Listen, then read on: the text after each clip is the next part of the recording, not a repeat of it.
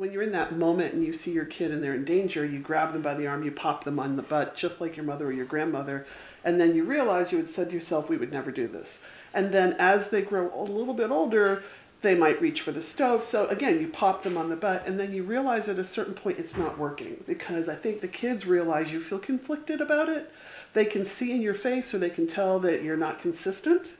So when my son was about 3 or 4, we started doing something different where we would, depending on the severity of what he was doing, he would have to sit on the steps for a minute.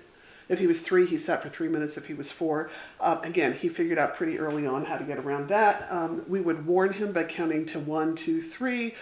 He figured that out. And finally, we just realized with that particular child, the best way was to tell him ahead of time what you're not allowed to do.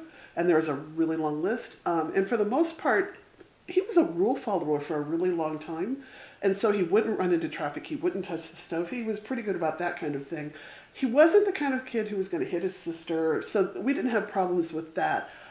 So we didn't have to spank our kids all that much. And I'm glad that we figured that out before they were much older, because I think once your kid hits about 10, they're not going to be able to be controlled by being hit. They're tall, they're big, they realize one day they're going to be bigger than you, and so it's not going to work.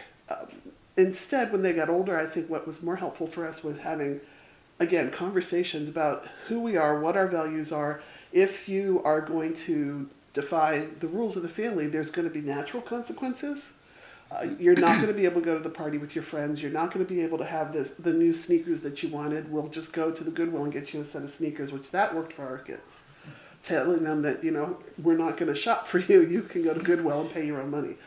So even though there was a lot of back and forth, we didn't find spanking to be all that helpful once they got past 3, to be honest with you.